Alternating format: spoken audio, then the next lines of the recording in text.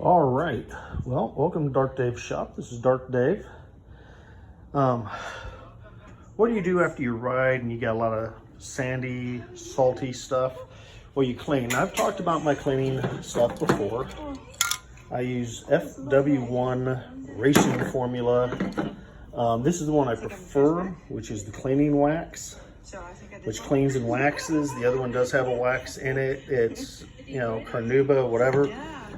That one I have to go over twice. I have had recently from Chemical Guys. So, hey, if you guys want to send me some, because on the stuff you see, like right up here, you guys have to go over it again. So, I take my rag and brush it on again. And it looks, wow, I don't know about you, but I can see really well in it.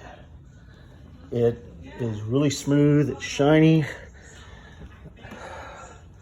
I'm like, wow. So that's a plus for that. Hopefully it maintains, I like doing the other one first because it gets all the dirt and goo off. But I clean my bike, not all the time, but I clean it up as often as possible because I like it to look nice and it will last a lot longer. So I sprayed all the brake stuff on. My brake stuff is Armor All Extreme Wheel Tire Cleaner. It works great. You can see all the black goo down there. So they were kind of blacked out and now they look great.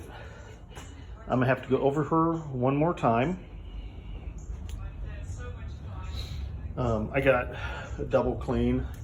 So I spray that on, let it sit for about 5 minutes, and then I brush it off. But she looks pretty good.